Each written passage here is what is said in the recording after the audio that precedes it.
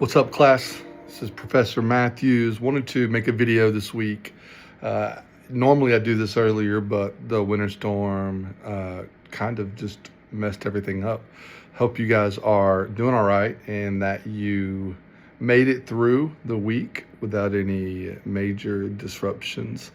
It's definitely a mess here in Texarkana and the surrounding areas.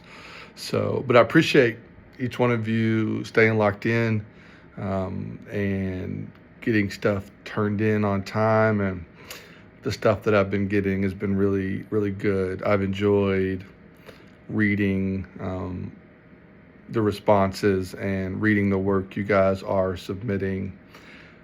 This is one of my favorite classes to teach because we really get to think deeply and to express our own ideas about things. There's not in humanities, and when we're studying humanities, what we're studying really is the human condition, what shapes the human condition, and how humans interact with art, with music, with each other, and how that transforms everything else that we see and how we see ourselves. And so humanities is a broad spectrum of things, and in this class, kind of how I choose to teach it is by looking at a few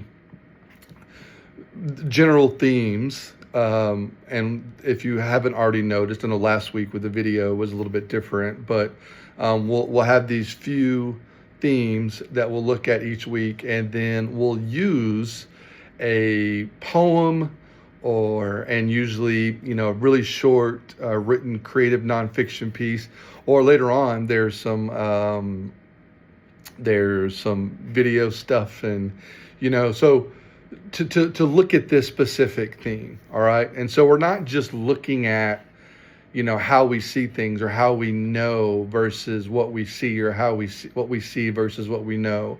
And this week we're talking about despair and how humans are shaped by despair. We're not just looking at despair as a concept. We're looking at it through two specific lenses. And that first lens is through the two authors or poets that we're looking at, of which are Saint John of the Cross, and then which is a poet and a mystic from a long time ago, 400 years ago.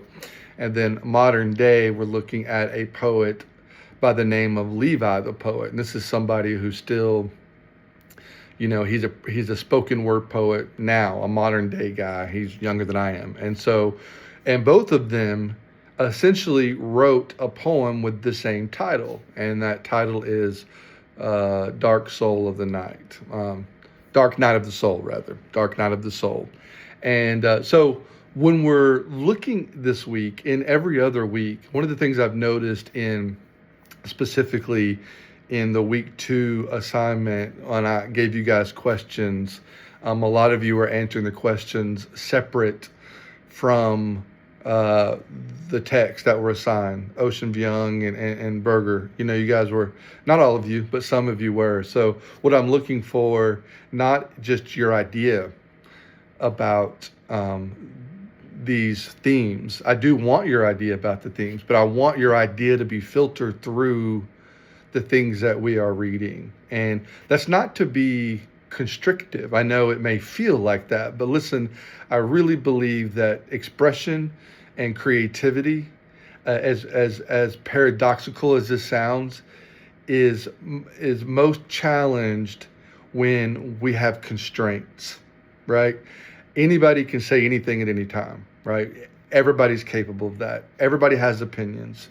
But to form our ideas and our expressions and our thoughts through the lens of a great work of literature, a great work of art, a poem, and to let that inform our perspective, that takes real critical thinking, and it takes thought. Because I could ask any of you, what are you feeling right now? And you might say a number of things.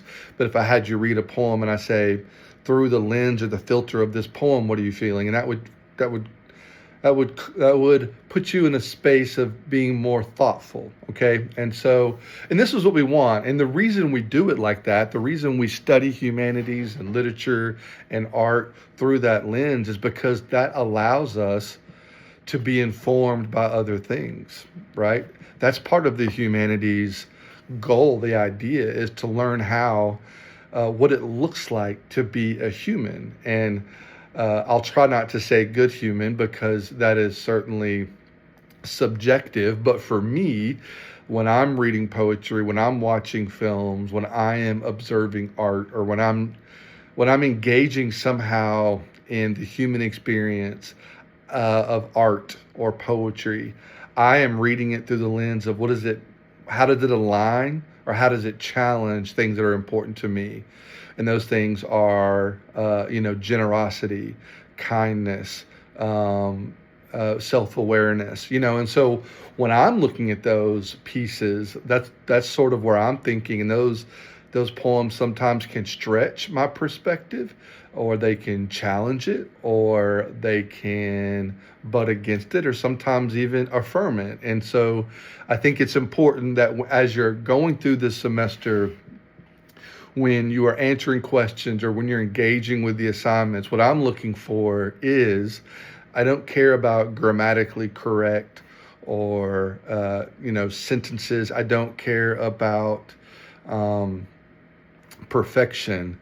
I certainly don't care about AI. And listen, I want to be clear about AI. I'm less worried about AI writing something for you, and more concerned with AI developing your idea. And so I want to make that clear, because I've had several students every semester who say, "Well, AI didn't write this." Well, if AI came up with the idea, then you wrote it. AI still wrote the idea, right? I'm more concerned with that, because it's not hard to see, you know. It's not hard, because when you have as many students I do, um, there should be very few ideas that are similar. And when you have now in modern day learning, you might have, out of 30 students in a class, I'll have 15 that have the same general idea. That's how I know it's AI. And AI is lifeless, and I won't get into all of that. So, as you've noticed, I'm rewarding, thought expression. I'm rewarding the messiness of that process. Your papers, the things you submit to me, should feel a lot like a conversation. Like, imagine we're having a drink and we're talking about these things, and we're not doing it in a way to appease some idea of a grade. We're doing it in a way that's true to our ideas, and it shows that we engaged with the lecture, and we engaged with the literature or film or whatever it is that has been put forth for you to engage with that week. And so that's what we're looking for. That's what we want to do here. And my promise to you is that as long as you stay true to that, I will always reward you, because this class is one that I enjoy teaching, and the things that we get to talk about are so interesting. I do read everything that you write. Okay. I can't say that always for all of my classes, especially some of the ones that are like just purely writing classes, like composition classes. They can get monotonous, but here we have such a cool spectrum of things that we are talking about. And so this week, what we are discussing, what we're looking at, is this idea of despair. Okay. And I promise you that the class won't stay in this space of darkness. We gradually become a little bit more reflective and a little bit more outward thinking as the class progresses. But I do think it is interesting, an interesting way to start humanities. First, to really reconceptualize how we know the world, and how that what we see is not always what we know, and vice versa. You guys have some great answers there. And now we're looking at just the condition of humanity. And we see this a lot now because of the rise in social media has become, a lot of people are very outward living. When I was growing up, you didn't really know how people were doing. There wasn't not to age myself too much, but there wasn't like a big social media presence. In fact, when I was in high school, there was no such thing as social media. And there was nobody making videos about how they feel. There was nobody posting about how they feel or what they were dealing with. You didn't know when somebody lost somebody. You didn't know when something bad happened. The only way you would know that is if you read the newspaper. I sound like I was born in the 50s. I graduated high school in 2001. But we live in a day and age now where despair is a, a thing that we are very aware of, not just through the loss of something, but the loss of identity or depression or any sort of mental discombobulation, whatever it may be. Despair is a relationship that humans have with grief and with the idea of losing things. We're not just talking about depression or grief. It's despair, really, we're going to define it as this idea that something inside of us is broken, okay? Maybe it's who we thought we were or what we thought we believed. Those things have been stripped away. It's not necessarily about losing something as much as it's about losing ourselves. And I think that's an important distinction, because while this class is about humanity as a whole, how we view humanity is through our own personal lens. All right. So despair is universal. So what we're going to talk about this week and what I really want to look at is, is the main questions for this week is, I think, what does despair reveal about who we really are? When I say we, I just mean humans in general. What does despair reveal about us as humans? Not just, and we can think of it not just as our own despair, but the despair of anyone else. Because despair is a human experience, everybody faces it. And we live in a culture where despair is framed as failure or weakness, and it's almost like when you're feeling this despair, it's culturally, at least in the American culture and where we live, exist, it is something you escape or hide from. We don't want to feel despair, but maybe we can look at this idea that despair sometimes can operate as a mirror, that it can strip away any illusion we have about who we are, about what the world's supposed to be, and it can show us something true. And in those moments, despair can show us what is true, what we truly can cling to, what are our true longings, and also ultimately what we truly believe. And I'm not speaking of faith necessarily, though that is a part of it. I just mean what we believe in general about our existence, about the world around us. And I think that's what all of these things make despair something worth looking at in the humanities through two authors this week, because it is a shared human condition. All right. So what you're going to do this week is you're going to read some background information about two poets. First one, a guy named St. John of the Cross. This is a mystic, monk, whatever you want to call him, a poet from the 16th century. He lived kind of at the height of the Catholic Counter-Reformation. And so I won't give you his whole backstory, but what we're looking at, we're zoning in here in a moment in time when St. John of the Cross was arrested, and he's taken to a prison, this very tiny jail cell, and he was beaten, he was fed very little, given very little water, and was in solitary confinement for a long, long time. And it is said that in the darkness of this tiny prison, with no books and nothing to comfort him, and really nothing there with him, he composed. I say compose because compose means to write, but he created, wrote, memorized this poem in his head. Didn't memorize it. He made it up in his head, and then he memorized it, and so he could later write it down. And that poem is called "The Dark Soul of the Night." And you're going to read that full poem. It is not too terribly long. It has I think eight stanzas. So you're going to read that. You're going to look at despair as it is written by this man in the 16th century, okay, under these conditions, all right? And then we're going to fast forward, and there's a lot more here. When you look at the lecture, I will annotate it for you, and I kind of want you to do your own annotation. You don't have to submit anything like that, just kind of your own annotation in your head as you're reading. And then we're going to fast forward 500 years into the future, 400 years into the future, 450, whatever it is exactly. And we're going to look at another poet, all right?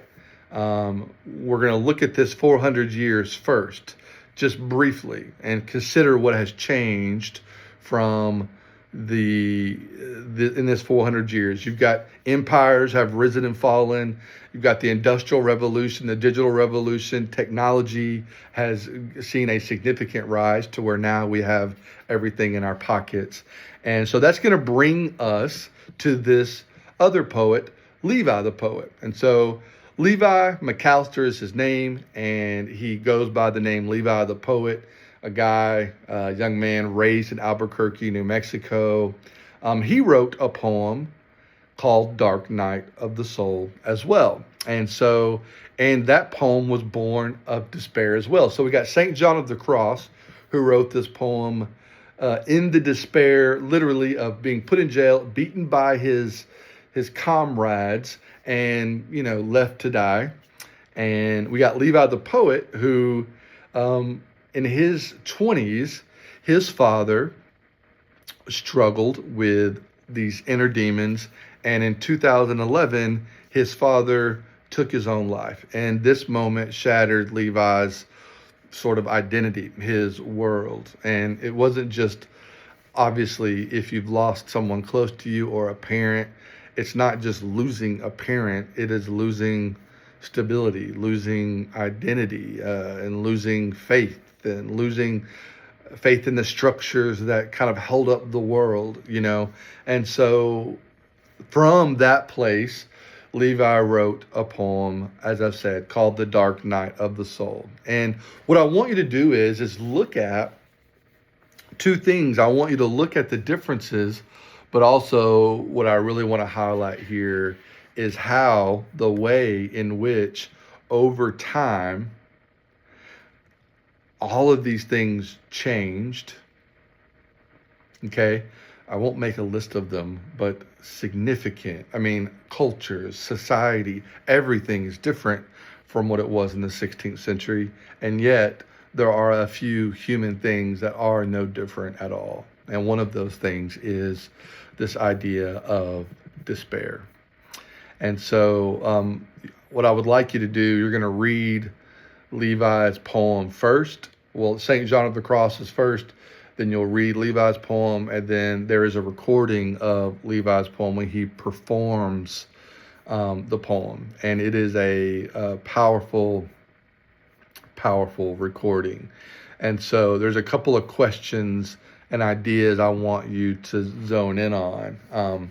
And these things are just kind of main takeaways. These aren't really things that you need for the assignment, but there's these main takeaways at the bottom of the lecture. I want you to look at those. And then the assignment, I'm not going to tell you what the assignment is here, but it is a little bit different than what we've been doing. I want you to engage a different part of your brain with this assignment. And you'll see throughout this semester that I like to do a lot of different types of assignments. That way we're not just writing stuff, even though I do enjoy reading. We'll do videos, we'll do artwork, we'll do some other types of stuff that you've probably never done before. And so I'm really glad to have you all here. I will be doing videos like this probably once every 2 to 3 weeks. And just so you can, kind of, even though you're there and I'm here and this is not live, we can kind of participate in this conversation. You can hear me talk about some of these things.